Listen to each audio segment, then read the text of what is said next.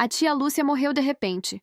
Foi um choque, claro, mas o verdadeiro desastre não foi a ausência dela, e sim o que ela escolheu me deixar: uma pintura. Não era só uma tela antiga e cara, era um pesadelo pintado a óleo. O problema não foi o que eu herdei, mas sim o que começou a sair dessa herança. Agora, estou sentada aqui, olhando para esta floresta que respira, e sinto que o tempo está acabando. Deixe seu like, comente de qual cidade você está assistindo e se inscreva no canal para não perder o desfecho dessa história. A tia Lúcia era minha favorita. Uma mulher reservada, com cheiro de lavanda e tinta a óleo, que sempre teve um olhar estranho, como se estivesse vendo coisas que ninguém mais via. Quando o inventário terminou, a casa dela ficou vazia, exceto por uma coisa: a pintura. Meu Deus, a pintura. Ela era imensa, cobrindo quase toda a parede da sala de jantar do apartamento. Chamava-se Névoa em Is, um título que eu nunca entendi. Era uma floresta densa, tão cheia de névoa que você sentia a umidade só de olhar. O óleo era espesso, quase tátil. A moldura era de carvalho maciço, escura, e quando a transportei para o meu apartamento, o cheiro de terebintina antiga dominou o ar, misturado com aquele mofo pesado de coisas que estão guardadas há tempo demais. Eu não gostava dela, mas não conseguia tirá-la de vista. Ela tinha uma gravidade, uma presença que sugava a luz da sala. Os estalos começaram na primeira semana. Não eram estalos de encanamento, mas um craque seco vindo da madeira, sempre quando a casa ficava completamente silenciosa. Eu pensava que era a madeira se adaptando à umidade do meu apartamento, mas no fundo, eu sabia que não era só isso. Foi na terceira noite que eu tive a certeza fria de que estava enlouquecendo. Eu estava tomando chá, olhando fixamente para a tela, como sempre. Havia um pinheiro muito específico na paisagem, torto e de copa densa, bem no centro da composição. Juro que quando pisquei, ele estava ligeiramente mais à esquerda. Não era reflexo, não era a minha vista cansada. Eu me levantei tão rápido que derrubei a xícara. O sangue gelou na nuca. Fui até lá, quase encostando o nariz na tela. O pinheiro estava no lugar, mas a dúvida, aquela semente de loucura, já estava plantada. Eu não dormi naquela noite. Fiquei no sofá, olhando fixamente para a tela. Tinha medo de piscar de novo. No dia seguinte, fui buscar as caixas da tia Lúcia que haviam sido deixadas no depósito. Eu precisava de uma explicação lógica.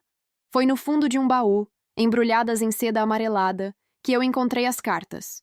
O cheiro delas era de papel envelhecido e poeira fina. Eram de um soldado, assinadas por ED.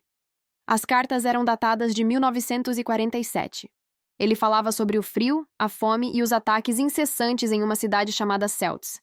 Ele escrevia para a tia Lúcia: Estamos perdendo o cerco, Lúcia.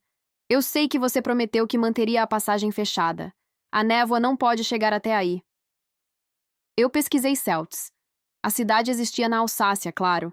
Mas a guerra que ele descrevia? Nunca houve um conflito militar ali em 1947. Era uma guerra que não existia nos nossos livros de história. Naquele momento, tudo mudou. Não era um quadro de herança. Era uma prisão. Voltei para casa e encarei a pintura com novos olhos. Não era mais apenas névoa, era fumaça.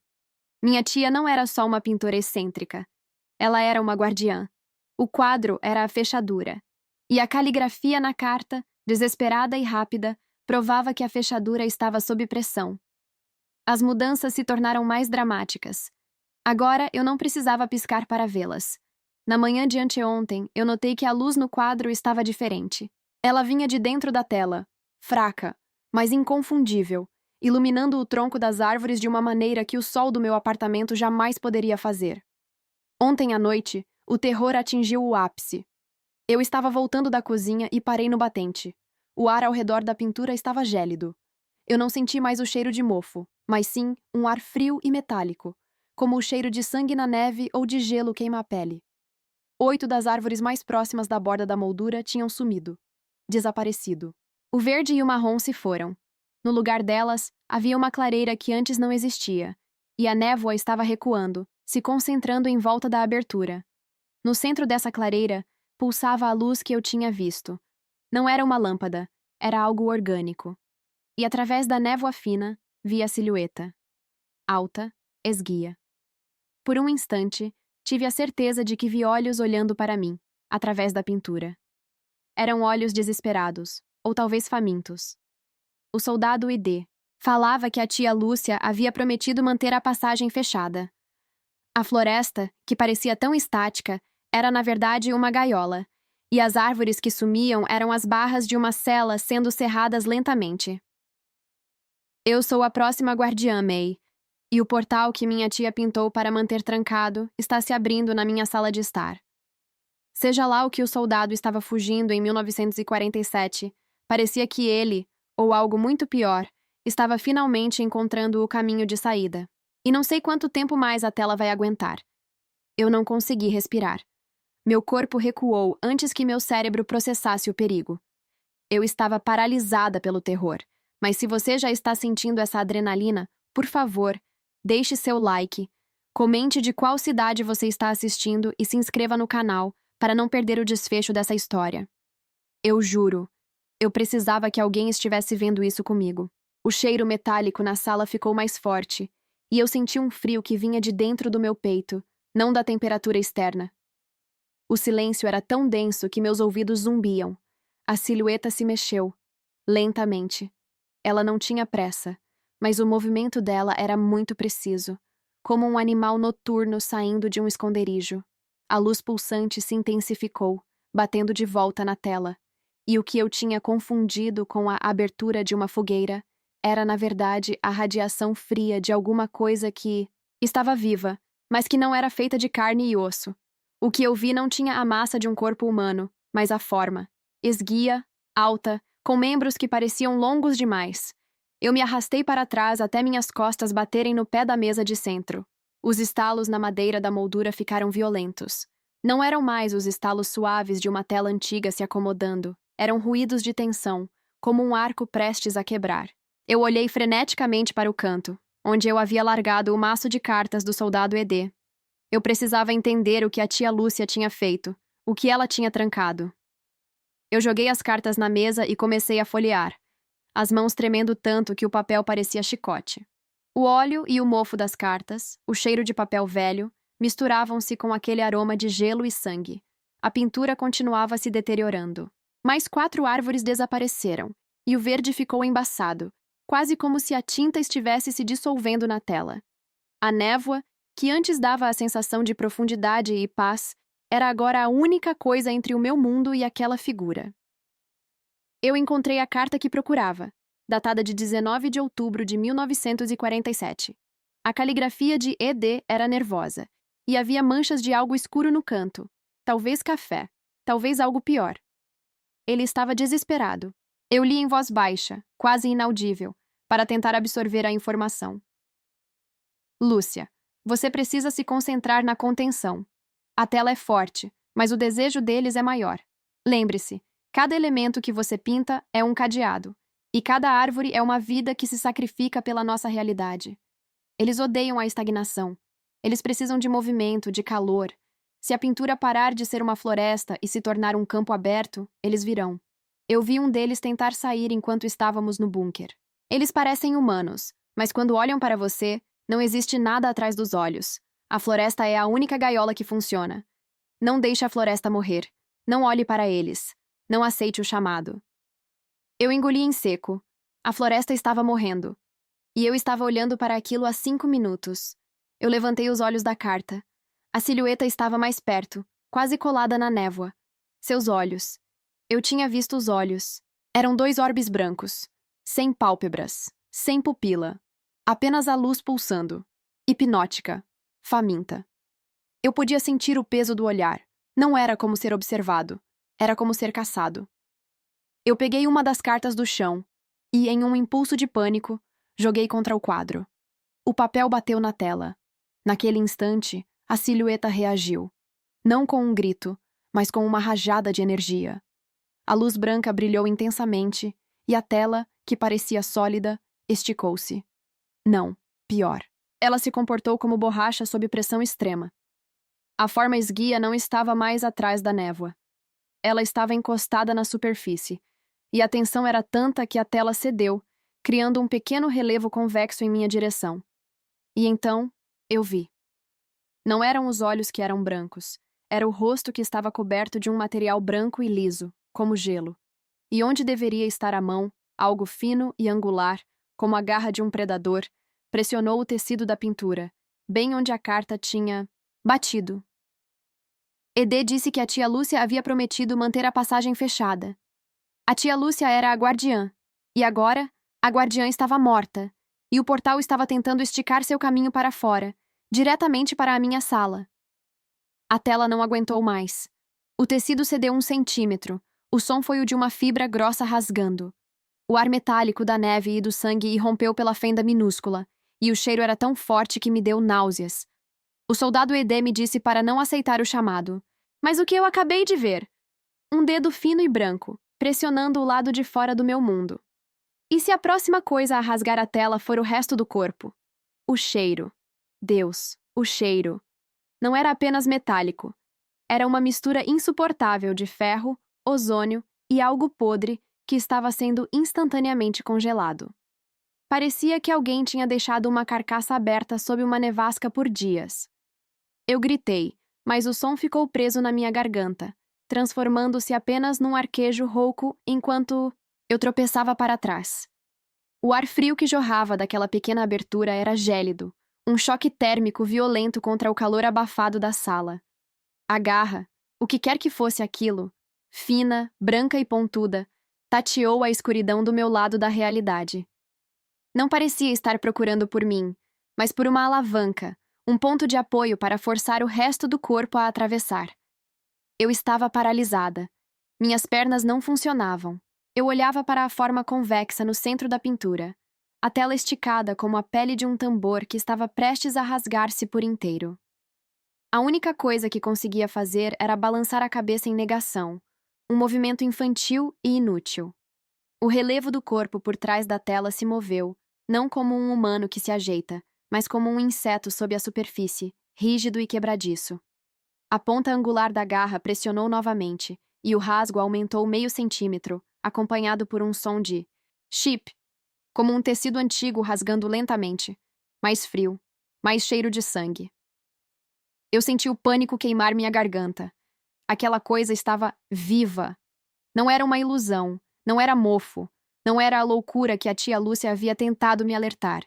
Era real, e estava tentando sair de dentro de uma tela que era para ser apenas a representação de uma floresta. Ed disse, nas cartas, que era uma guerra que não tinha nome, e que o custo era alto. Ele disse que o inimigo era implacável e que o portal deveria ser selado. A tia Lúcia selou, mas a pintura estava agora sangrando o mundo dela para o meu. Meus olhos dispararam pela sala, procurando qualquer coisa. Uma arma, uma distração. Eram as cartas. A caixa de madeira escura ainda estava aberta na mesa de centro, as pilhas de papel amarelado espalhadas. Foi o peso delas, o peso daquela história e do segredo, que havia forçado a tela a ceder em primeiro lugar. Foi irracional, eu sei, mas a única coisa que me ocorreu foi: se as cartas abriram, as cartas tinham que fechar. Forcei meus pés a se moverem. Um passo desajeitado. Outro. Minha cabeça girava com a falta de oxigênio causada pela mistura tóxica de ar. Eu agarrei a caixa de madeira maciça, onde estavam as últimas correspondências de Ed. Era pesada. O único objeto que me parecia sólido o suficiente no meio daquele caos líquido. Eu voltei para o quadro. O rasgo estava quase do tamanho de uma moeda. Vi o perfil daquele rosto branco, sem expressão, pressionando a fibra. Eu gritei um som gutural de pura fúria e medo, o som de quem está prestes a fazer algo estúpido para salvar a própria vida, e lancei a caixa. Não a joguei. Eu a empurrei com todo o meu peso, usando a borda angular da caixa de madeira para acertar o ponto exato do rasgo. Crack! O som da madeira batendo na tela foi oco e violento. Não foi o som de algo quebrando, mas de algo sendo chocado de volta. A garra fina e branca recuou com uma velocidade chocante, e o pequeno relevo na tela desapareceu. A pressão diminuiu instantaneamente. Eu me joguei contra o quadro, mantendo a caixa ali, usando meu corpo como peso morto para sustentar a barreira improvisada. Meu peito arfava. A respiração estava superficial.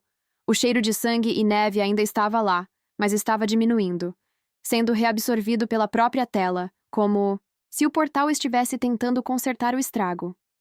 Eu estava ali, curvada, com a testa encostada na madeira fria da caixa, espremida contra o gigantesco quadro da floresta nebulosa. A pintura que se movia. A pintura que respirava. O silêncio voltou à sala. Um silêncio pesado e opressor, interrompido apenas pelo som agudo do meu próprio zumbido nos ouvidos.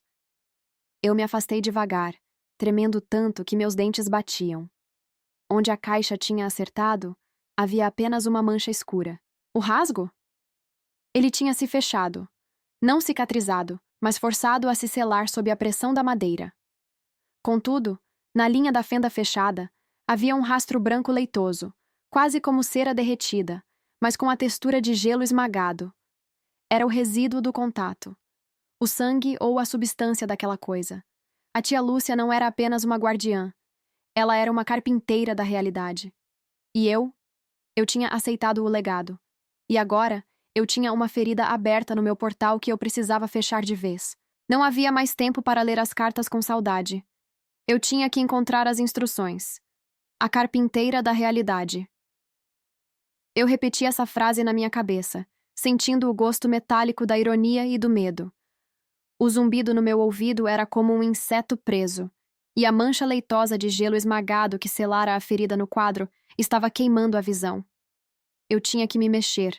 Tinha que encontrar as instruções que a tia Lúcia havia escondido, mas o corpo não respondia.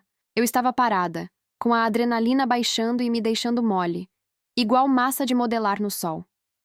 Presta atenção no que eu vou te contar, porque essa é a parte mais importante. A virada de chave, o ponto onde tudo o que eu achava que sabia sobre o mundo desmoronou de vez. Deixe seu like, comente de qual cidade você está assistindo e se inscreva no canal para não perder o desfecho dessa história. Eu me arrastei para longe do quadro, ignorando a dor nos joelhos, e voltei para a mesa de centro. As cartas. Onde mais uma guardiã da realidade esconderia o manual de manutenção, se não nas lembranças mais preciosas? Eu tinha lido todas elas buscando a voz do soldado, a história de amor, mas agora eu precisava da engenharia. Peguei o maço outra vez. Elas cheiravam a papel velho, a lavanda mofada e, estranhamente, a cinzas frias. Folheei rápido, os olhos correndo sobre as linhas bonitas de caligrafia militar. Não procurando por "eu te amo", mas por coordenadas, por senhas, por algo que quebrasse a narrativa romântica. Minha Lúcia, a neblina aqui é eterna. Dizem que a guerra vai acabar quando o sol atravessar as árvores de pinho, mas ele nunca atravessa. Eu sinto falta do cheiro de café, não deste metal queimado. Lixo. Informação demais, nada útil. Passei para a próxima. O papel era mais áspero. O texto estava borrado em um canto, talvez por lágrimas da tia, talvez por chuva na trincheira. Você me pediu para descrever onde estou. É inútil. É o lugar nenhum. Mas observe o desenho que mandei. A única coisa que me orienta é a grande cicatriz na face da montanha. É um corte que nunca fecha. É nosso marco. Não olhe para o quadro, olhe para a montanha cicatriz. O resto é fumaça. Eu parei. Senti o estômago gelar. O desenho? Eu não me lembrava de ter visto um desenho. O maço de cartas estava preso por uma fita de cetim gasta. Desfiz o nó e vi que a última carta, dobrada em 4 partes, não era uma carta. Era um pedaço grosso de papel manteiga, com as bordas amarelas e quebradiças. Desdobrei-o. Não era um desenho, era um mapa, mas não era um mapa da Europa ou de qualquer fronteira que eu conhecesse. Era um croquis da pintura da tia Lúcia. E havia um ponto marcado em X. Minhas mãos tremiam tanto que eu quase rasguei o mapa. Voltei para o quadro, dessa vez com um propósito que não era apenas o pânico. A tela, que antes era uma ameaça imensa e misteriosa, agora era um diagrama. O X do mapa estava exatamente sobre o local onde o resíduo branco leitoso, o gelo esmagado, tinha selado a ferida do rasgo. A montanha cicatriz. Aproximei-me, o cheiro de óleo antigo e mofo entrando nas minhas narinas. Minha visão estava completamente fixada no ponto marcado. No quadro, a montanha não era uma montanha. Era a raiz retorcida de um pinheiro que parecia sangrar uma resina escura. Eu toquei o pinheiro na tela e depois olhei para a moldura, uma peça maciça de carvalho entalhado. A tia Lúcia não faria algo óbvio. O portal estava na tela, Mas a chave, o mecanismo de segurança, estaria no entorno, na madeira que o prendia à nossa realidade. Meus dedos correram pela madeira fria e áspera, exatamente na altura do pinheiro marcado. Tinha que ser aqui. Empurrei, tateei, pressionei, procurando um botão, um encaixe, um ponto fraco. Quando meus dedos esbarraram em uma pequena imperfeição na borda interna do carvalho, senti um clique seco e minúsculo, que mal quebrou o silêncio pesado da sala. Era um cheiro fraco, mas inconfundível. Cheiro de metal e óleo de máquina, escondido sob anos de verniz e poeira. Puxei. Uma portinhola fina, quase invisível, de uns 10 centímetros de largura, se abriu na moldura, revelando um interior escuro.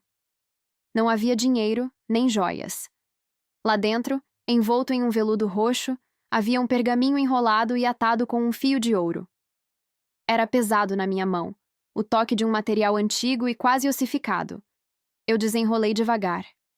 A luz fraca da sala mal alcançava o texto denso, escrito em tinta preta e vermelha. Não era a letra da tia Lúcia. Não era a letra do soldado. Era um conjunto de diagramas complexos, e no topo da página, em letra gótica e precisa, a primeira frase: Instruções para a contenção e manutenção de pontes interdimensionais. Histórias da MEI. Instruções para a contenção e manutenção de pontes interdimensionais. Eu juro que meus pulmões pararam de funcionar por um segundo. Não era um diário, nem um poema gótico, nem mais uma carta de amor triste. Era um manual técnico, frio e direto. Deixe seu like, comente de qual cidade você está assistindo e se inscreva no canal para não perder o desfecho dessa história, porque o que eu segurava não era só papel. Era a confirmação de que eu estava absolutamente insana, ou de que a vida da minha tia era uma mentira construída para proteger o mundo. O pergaminho era áspero e pesado, quase como couro velho, e a tinta preta e vermelha parecia saltar. Eu mal conseguia respirar enquanto meus olhos percorriam os títulos das sessões.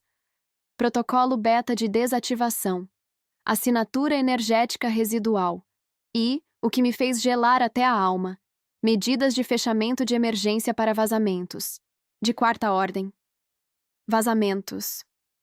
Não era um portal para visitar parentes distantes. Era um buraco que precisava ser tapado. Eu percebi que o que eu estava chamando de guerra nas cartas do soldado não era um conflito geopolítico da Terra. Era a batalha dele para manter o portal fechado, para evitar que o vazamento se tornasse um invasor. Meus dedos tremiam tanto que o pergaminho farfalhou, um som alto demais no silêncio da sala. Eu levantei a cabeça para olhar o quadro, quase esperando que ele gritasse. A névoa na pintura estava diferente. Antes, era uma neblina estática, cinzenta e eterna. Agora, ela se movia. Não lentamente, como o tempo real, mas com uma velocidade forçada, como fumaça subindo através de uma chaminé. Parecia que o ar dentro da tela estava sendo puxado para algum lugar. Voltei ao pergaminho, desesperada por contexto. Um diagrama ocupava a maior parte do centro da página. Era complexo, cheio de símbolos que pareciam uma mistura de matemática avançada e runas antigas. No centro do diagrama havia um círculo dentado, e na linha que o cruzava, a anotação: ponto de singularidade, selo primário. E mais abaixo, em letra cursiva e miúda, provavelmente uma nota da própria Lúcia, estava a única parte emocional do documento. A moldura é a âncora, a arte é a isca. Não a perca de vista, mesmo que ela mude. A isca. O quadro estava ali para atrair, para prender a atenção de quem estava do outro lado, ou talvez para dar àqueles que estavam presos a falsa esperança de que poderiam ver a liberdade. Minha tia sabia que o quadro mudava. Ela contava com isso. Não era demência quando ela ficava horas olhando para a tela, era vigilância. Ela estava checando se o selo primário ainda estava ativo. Eu olhei para a floresta nebulosa novamente. Onde antes havia 5 pinheiros, agora havia apenas 3. 2 tinham sumido, engolidos pela névoa densa. Onde estavam as figuras do homem e da mulher que eu tinha visto antes? Sumiram também. O quadro estava se reorganizando, como se estivesse respirando fundo antes de explodir. Eu senti um calor subir pela minha nuca. Não era o calor de um incêndio, mas o tipo de calor elétrico que você sente quando encosta em algo que está sobrecarregado.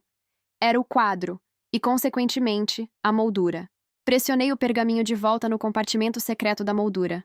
Tinha que guardá-lo. Se aquilo era o manual de contenção, eu não podia deixar que caísse nas mãos erradas, ou nas mãos daquilo que estava tentando sair. O pequeno estalo do encaixe da portinhola de madeira pareceu absurdamente alto, um som final, definitivo. Mal me virei, e um estalo grave e profundo veio do canto oposto da sala. Não foi a madeira da moldura que estalou, foi o carvalho do chão. Eu dei um passo para trás, meus olhos fixos no chão. Uma linha fina, como um fio de cabelo, mas perfeitamente reta, começou a surgir no assoalho, bem em frente ao quadro. Não era uma rachadura antiga, era uma fenda que se abria. Era como se o peso da moldura, o peso do portal, estivesse finalmente quebrando o chão da casa da minha tia. E da fenda, subindo da escuridão do porão, veio um cheiro que não pertencia ao meu mundo. Não era mofo, nem óleo, nem terra. Era um cheiro metálico, frio, como ozônio e sangue. E o barulho? Não era mais estalo. Era um arrastar lento e pesado, vindo de baixo, como se algo estivesse se preparando para subir.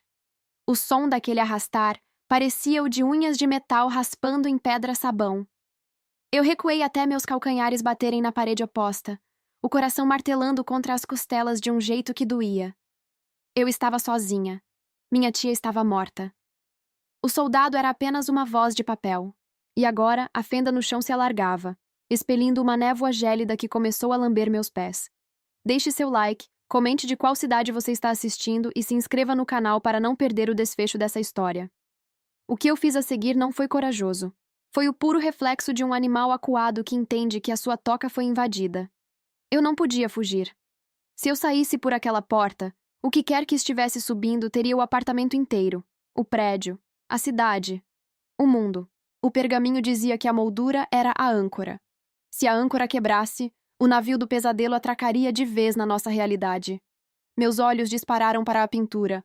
Onde antes havia uma floresta, agora restava apenas um imenso vazio cinzento, uma tela de fumaça pulsante, onde as últimas árvores pareciam estar sendo derretidas por um ácido invisível. A fenda no assoalho estalou mais uma vez. E uma mão, se é que se pode chamar aquilo de mão, emergiu. Eram dedos longos demais, pálidos como cera, e terminados em pontas que pareciam agulhas de gelo. Aquilo tateou a borda do taco de carvalho, congelando a madeira instantaneamente ao toque. Eu agi sem pensar. Corri até a cozinha, as pernas pesadas como se eu estivesse correndo dentro de um sonho, e agarrei o galheteiro de metal pesado que tia Lúcia guardava sobre a bancada. Voltei para a sala sentindo o ar rarefeito, a névoa já subindo até meus joelhos, nublando minha visão. Eu precisava selar o portal. No pergaminho, o diagrama mostrava o ponto de singularidade no centro do círculo dentado. Eu sabia onde era. Era no pinheiro que sangrava resina, mas o pinheiro tinha sumido. Eu me joguei no chão, ignorando o frio que queimava minha pele, e comecei a tatear a tela com as mãos nuas. O óleo da pintura estava quente, quase febril, contrastando com o ar congelante da sala.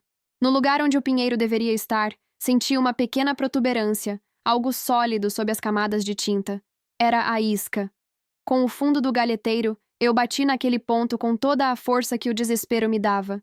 1, 2, 3 vezes. A cada batida, um grito agudo, que não vinha de cordas vocais humanas, ecoava de dentro da fenda no chão. A mão de gelo se contorceu, arranhando o assoalho com fúria. A tela começou a brilhar em um tom de vermelho carmesim, a cor da tinta de contenção que eu vira no manual. Eu bati mais uma vez, e o tecido da pintura cedeu para dentro, como se eu tivesse quebrado uma casca de ovo. O mundo pareceu prender a respiração. Por um segundo infinito, a névoa parou de se mover, o cheiro de ozônio desapareceu, e o silêncio foi absoluto. Então, como um elástico que se rompe, tudo foi sugado de volta para dentro do quadro. A mão de gelo foi arrancada do chão com um estalo violento. A névoa rodopiou em um vórtice furioso em direção ao centro da tela, e eu senti meus próprios pulmões serem espremidos pela pressão negativa. Eu fechei os olhos e rezei para uma força que eu nem sabia que acreditava. Quando o som de sucção parou, eu abri as pálpebras devagar. A sala estava em ruínas. O assoalho estava estraçalhado. os tacos de madeira cobertos por uma fina camada de geada que derretia rapidamente. Mas a pintura tinha voltado ao normal. A floresta nebulosa estava lá, estática, silenciosa, com todos os seus pinheiros no lugar. No centro, o pinheiro torto parecia mais escuro, com uma resina vermelha escorrendo pelo tronco pintado, selando o buraco que eu abrira. Eu me levantei, os ossos doendo, a alma exausta. Fui até a janela e abri as cortinas. O sol estava nascendo, e pela primeira vez em semanas, a luz parecia real, morna e comum. Eu olhei para minhas mãos, sujas de tinta a óleo e sangue, e entendi o que a tia Lúcia viveu por 50 anos. O isolamento dela não era solidão, era serviço. Hoje eu moro aqui. Não saio muito. O apartamento é silencioso, mas às vezes, durante a noite, ouço um estalo na madeira. Eu me levanto, acendo as luzes e encaro a floresta. Verifico se o número de árvores continua o mesmo. Verifico se a luz da cabana continua apagada. Eu sou a nova guardiã. O soldado é D. Nunca voltou daquela guerra que não existiu, mas eu sinto que enquanto eu olhar para o quadro, ele terá alguém para manter o outro lado trancado. O tempo vence, como dizem, mas a resistência é o que nos mantém humanos. Eu aceitei meu castigo e meu propósito. Se você ver um quadro antigo de uma floresta nebulosa em um antiquário, não o compre. Deixe-o onde está. Algumas portas foram feitas para serem apenas admiradas, nunca abertas. Eu paguei o preço do meu isolamento para que o mundo lá fora continue ignorante e seguro. Se essa história prendeu sua atenção, não esqueça de deixar o seu like e se inscrever no canal para mais histórias da May. Comente aqui embaixo. Você abriria a caixa ou deixaria o passado enterrado? Até a próxima!